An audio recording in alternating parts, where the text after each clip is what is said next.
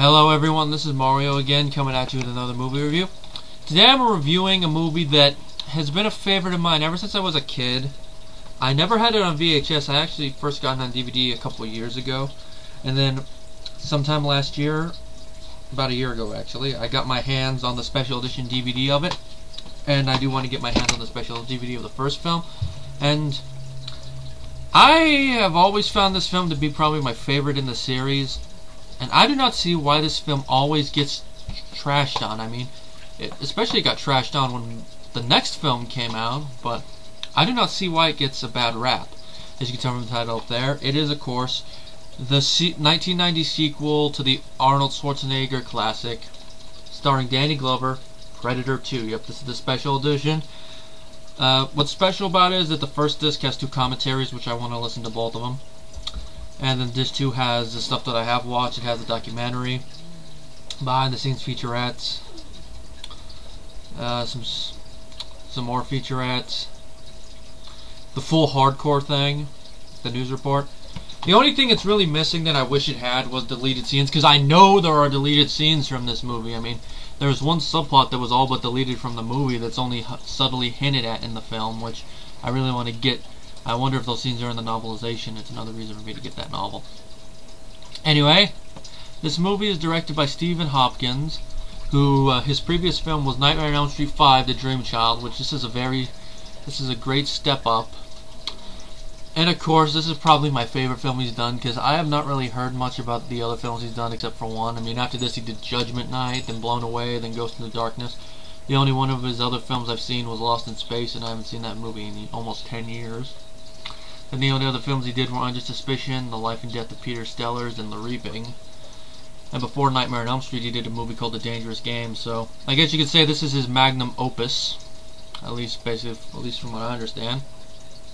Anyway, the movie stars Danny Glover, Gary Busey, Maria Conchita Alonso, ironically Arnold's co-star in The Running Man, Ruben Blades, Bill Paxton, and of course Kevin Peter Hall returns as the title character.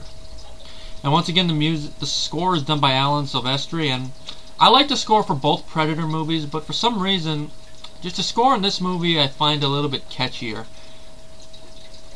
Maybe it's just me, and I like how it has kind of like a tribal beat to it, which kind of fits the whole Predator clan thing, and also the fact that this film does involve some Jamaican voodoo people, which I know that some people might say, is the score a little racist there? I don't think it is, but I've actually never heard a complaint about the score, people thinking it's racist. If anything, it's the design of the Predator that people have said. That was what I think it was Ebert said, which we all know about. You all know how I feel about Ebert. I don't need to go into that.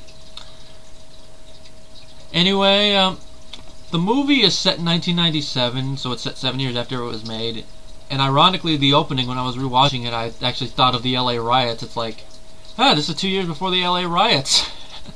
That's kind of funny. It's like this movie almost predicted something like that was going to happen in LA. Of course, the LA riots didn't involve guns, but if it did, then people would have had a bigger reaction. Oh, and then more stuff about guns, and you know, the NRA going, guns don't kill people, people kill people. But NRA, I think the gun helps. I mean, you can't just go up to a person and go, bang, you're dead, without a gun. You have to actually have the gun. Or as Eddie Izzard just suggested, allow guns, just don't allow ammunition. And people running around with empty guns, bang, bang. The cops, oh, look at that guy, he's trying to kill someone, let's go get him. Anyway, back to the plot. It's 1997. LA is suffering from both a heat wave, which I could tell you firsthand.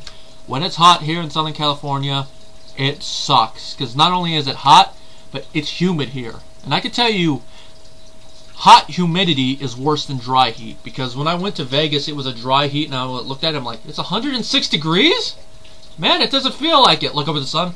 You can't hurt me, I'm invincible. But when it's that hot here and it's humid, you're like, oh my god. That's the reason why when it's hot in the rainforest, because it has a high humidity. Anyway, it's suffering from both a heat wave and a turf war between the Colombian and Jamaican drug cartels. And we've opened with an action sequence, and Matt mentioned it when he did that big vlog about the three films. This film does have a very quick pace. I mean, I think it's about the same length as the first film, give or take, but this film seems to have a quicker pace. It's a sequel, so it doesn't really have to set up the Predator, so it can jump right into it. which is the one advantage it does have, because the first film has to build up the Predator and stuff, which that works for a film where you don't know what it is, but once you know what it is, you shouldn't build it up, which I think that's probably, from what I remember, that's the major flaw with Predators, but I'll get more into that after I revisit the film. But here, jumping right into an action scene, great way to open a movie, especially since not only does it show that the Predator's watching this, trying to pick out who he's going to go after, it sets up the gang war in the city, but it also gives the film a chance to show off our main character, Lieutenant Mike Harrigan, who is played by Danny Glover. Which, this is one thing that I know people complain about. Well, critics did. They actually liked Glover's performance, but it's more fans that they're like, Danny Glover doesn't fit into this movie. He's not an action guy. Did any of you guys ever watch Lethal Weapon? Granted, he's more of the sidekick guy who doesn't seem like he can do action at first. But there he did show that he could do action, and if you could give him more roles. I mean, even one of the behind-the-scenes things, he said one of the reasons he likes this role is because he gets to do a little bit more physical stuff, and I feel that he carried himself well as Lieutenant Mike Harrigan.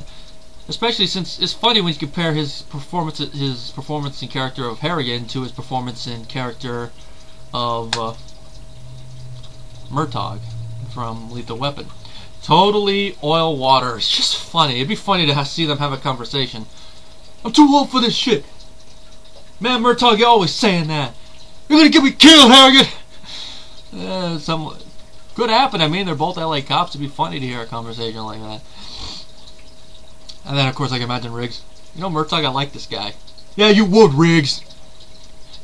Anyway, back into it. He shows up, and you could tell the moment he opens his trunk and there's a bunch of guns that he's a badass cop. I mean, even when he pulls out a gun, he's like too small. And then, of course, him killing the cartel members from behind. Assholes! I always love that scene. And you see the Predator watching. Well, they eventually get into the building that they chase the people in, and they find... What a surprise. They find the people dead and skinned, just like how we see Arnold and his people find the bodies of those special forces in the first film. And from here, slowly but surely, we see the Predator begin to stalk and kill drug members on both sides. And as this is going on, Harrigan and his people, who are Danny, who is Ruben Blades' character, Leona, who is Maria Conchita Alonso's character, and the newly transferred Jerry Lambert, who is Bill Paxton's character. And this is something I noticed last night. Am I the only one that finds it funny that there's a character with the last name Lambert in both the Alien and the Predator series? And that in the Predator series it's played by Bill Paxton, who was in Alien? Am I the only one that kind of finds that funny? What is, if you consider the continuity, is Jerry Lambert supposed to be like an ancestor of the other Lambert, like a great-great-great uncle or a cousin or something? Something interesting to think of. I mean, if they ever did another AVP film that's supposed to bridge both series, it'd be interesting to see. Anyway, back to it. They begin to look into the deaths more, and at the same time, a government task force led by a man named Peter Keyes, who's played by Gary Busey, is also investigating the deaths, and they're trying to get Harrigan and them out of it. I mean, even during the second one, they could tell that they don't want Harrigan and them to nose in anymore. And as the film goes on, you notice that Keyes and his government people know about the Predator. And it's not really stated a lot, but it's hinted enough that Keyes is probably the one that sent Arnold and his team, or at least gave the order to send Arnold and his team into the jungle in the first movie. Which the only reason... I kind of suspected that, but it was only confirmed in... It's actually confirmed in one of the behind-the-scenes things where Gary Busey's talking about his character. So I'm guessing the writers told him that's what they intended, or it was in one of the scenes deleted. But it's interesting if you think about that. And then, of course, eventually we all know that, like the first movie, it's going to be our main character fighting the Predator, which I just love that ending scene. And it's actually one of my favorite parts of the movie, that ending scene. But the thing I like about this is, unlike the first movie, the Predator is actually getting into Harrigan's head. I mean, like the taunt with the little necklace thing, the fact that he's always following him. Then, of course, it makes it, then at one point it looks like he's going after his buddies, you know, as a personal thing. And also, of course, going after King Willie after he had a talk with him. It just seems like he's taunting Mike. You know, it's like, yeah, I'm getting into your head. Ha ha ha ha ha! Stereotypical villainous laughter! And which, since I just mentioned King Willie, I gotta mention that Calvin Lockhart, he did a very good job as King Willie, even though we only see him in one scene. Because before that scene, they're always talking about King Willie, and then when we finally see him, you're like, this is King Willie? Man, I could see why people were kind of creeped out about him. I mean, he does have that whole voodoo priest aspect to him. And what are you two doing? This isn't the Alien 3 review. No dogs allowed. Well, you guys will probably ever see my. You guys haven't seen my Alien 3 review yet. I already recorded it before this, but when you see that review, you'll get why I mentioned that. Anyway, the design of the Predator in this movie, I like it just as much as in the first film. They designed it to be like a younger Predator, so more hip. And one of the things that some critics noted is that maybe it's like a caricature of black people because of the the dreadlock combined with the tribal thing. I don't see that. I just see it as a younger Predator. And that's also why I think it's cool that it has more toys, because I've always felt that the younger the Predator, usually the more inexperienced that the Predator is, the more likely it's going to have more toys, and that's something that they've continued in the films, because look how many more toys the AVP Predator, the AVP-1 Predators had than this Predator. And of course, you could say Wolf also had a couple more toys, but Wolf had an entirely different job and stuff, so same thing with him. I like the toys. We got the staff spear thing. We got the smart disc, which is my favorite Predator toy. I actually like it so much that I did this mostly from memory, but I did create a LARP legal version of the smart disc. And it does actually throw. It's just that I have to it doesn't go well over long distances because I didn't make it as well as I could have. Of course, the design is wrong, as you could probably guess if you remember what the smart disc looks like, because like I said, I did it from memory. But if I ever do another one, I'm probably going to do it from memory, but it does work, just to let you know. And LARP thing, but anyway, the smart disc is probably my favorite new weapon. Then we got that little spear gun. Then, of course, we got the net, which makes its first appearance, which reappeared in the AVP film. And then, of course, the return of the blade gauntlets and the shoulder cannon. And also, I like that they introduced more visions for the Predator, which I felt kind of warranted, especially since they did kind of hint at it in the first film. I mean, how else could he have seen Tripwire? Tripwire isn't actively hot. And how could he tell that someone is armed and not armed? I wish they even show how a Predator tells that in this movie, the whole want some candy scene. And then, of course, the ending of the film I like because it shows the Predators have been here for a long time hunting us. A little nice, and also the little hint at the AVP films when we see the alien skull, that was cool. And of course, seeing multiple Predators for the first time, that was cool. Now that's how you do it. You don't do it like how they did in the Predator trailer where they lie about it and then they show it. That's how you do it. You leave it a surprise, which I thought was pretty good. Acting wise, like I mentioned, I liked the performances by all the actors. Danny Glover, like I said, people complain about him being in an action movie, but I don't see why they complain. I felt he did a good job. He carried himself. You believe he's kind of a cop that often ignores orders sometimes, and is like I guess to use the phrase that Wild Man Beyond used, describing Dirty Harry, he's kind of a hard-boiled cop. I can actually see him teaming with Cobra now that I think about it. Yeah, Harrigan and Cobra, now that'd be a badass team.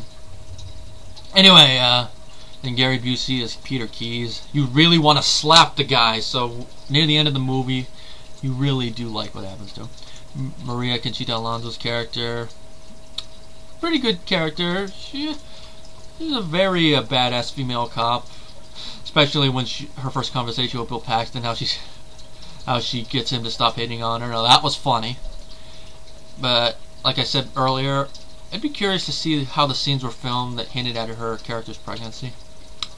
Bill Paxton, he does a good job as Lambert, and you could tell he's also sort of a cop that minorly badass, but more like a comic relief type character in a way.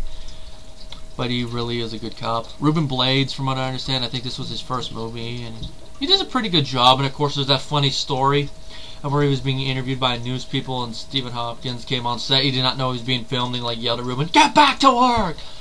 And of course, they had to go on the news and apologize for that. That's funny. Calvin Lockhart I mentioned. And of course, we got Morton Downey Jr. as Tony Pope, a journalist. He does a very great job as Tony Pope. He's a very good journalist, and also you want to smack him. Then we got Adam Baldwin as Garber, a member of Keyes' task force. I'm checking to see if this is one of the this is a Baldwin. I think it is. Oh yeah, it is. It's one of the Baldwin brothers. Oh, wait a minute, never mind. It's not one of the Baldwin brothers. Excuse me, sorry. I read the thing wrong. Well, you can imagine you can forgive my mistake. I mean, Baldwin. an actor you usually think is the Baldwin brothers, but I guess that's a mistake that's often made. Anyway, he was actually supposed to reappear in AVPR, but I guess get casting issues and stuff. But it would have been nice to see him return in AVPR, you know, a little bit more of a continuity thing. Like I said, Kevin Peter Hall returns as the Predator, and like the first movie, he moves very well. It's the same, he moves the same way, but of course different because of the different environment and stuff, but he does a very great job. Now, of course, one thing I gotta mention in this review is that originally Arnold was supposed to be in the movie, reprising his role, obviously, but he just chose not to for a couple of reasons. One was that his character was going to be in the same role that the Gary Busey character eventually was turned into, and you know that Arnold doesn't really like playing villains that much, or characters that start off as heroes and turn into villains. I mean, the only two movies I can think of where he plays a villain is the first Terminator movie, and of course Batman and Robin. Other than that, I can't think of any movies where he plays a villain. And also the fact he was an outspoken critic of the movie going into the city, which, when I think about that, I'm like, why? I mean, if you did it in the jungle again, it'd basically be like a rehash of the first movie, which that's one of the complaints I'm going to talk about when I get to Predators, because that's one of the complaints I had the first time I saw it. But it's the same reason that Alien and Aliens are vastly different in tone and structure. Because if you just did another movie like Alien, it'd be a rehash, and you'd be like, why would you do it? I mean, that's one of the reasons that Alien 3 had such a troubled production period, because all the different writers and the different directors didn't want to rehash Alien and Aliens that much. Maybe add something to it, but that's the reason I'm actually glad that the Predator 2 is vastly different than Predator. It owes some stuff to it, but it's its own movie, which is why I consider it the better sequel over Predators, even though I considered it the better sequel when I first saw Predators. I'm probably still gonna keep that thing when I revisit Predators. I doubt anything about that movie will change my mind on that. And of course, because of that, Arnold decided to go with Terminator 2, and of course, another little AVP connection is because the ending of that movie is why they had to reshoot the ending to Alien 3, because they thought the endings would be too similar. Which I could see why they would do it, and both involves molten metal, but even though the movie has very great action sequences, it makes me wonder how they were originally shot, because the violence was toned down to get away from the NC-17 rating. And if they ever decide to do it, I would actually like to see them release the original cut of the movie. That would be interesting, because I know they did it with RoboCop, but it would have been nice on this DVD if they did like what they did with RoboCop, you know, giving you the option of which version of the film to watch. Now that would have been cool. Like maybe have some more of Maria Conchita Alonso's pregnancy subplot in the movie and show more of the action sequences. It'd be nice. Even if they just released it by itself on a standalone DVD, it'd be nice. Like I mentioned, I want to get the novelization. One thing I will say is that when this movie was released, even though it was a moderate hit at the box office, its opening weekend it was number 4, which, yep, that's actually pretty impressive for this film. It was only behind Home Alone, Dances with Wolves, and Three Men and a Little Lady. The people that hate that last film are probably going to say, what? Despite, like I've said earlier, this is my favorite film in the Predator franchise. And I hate the fact, like I said before, I hate the fact that it gets crapped on, and yet some of the people that crap on it give Predators the higher remarks, saying, this is the sequel we deserved almost 20 years ago. What? You're saying that. Well, I'll talk more about that when I do the next review, but my rating for Predator 2 is, like the first movie, 5 out of 5, because I do not have any problems with the movie. I don't see any flaws in the movie. There are people that are like, some people are going to disagree, going, oh, this movie sucks. I don't like this movie. Like I said, I don't see why. It's its own movie. It only borrows a little bit from the first movie, and to me, it works.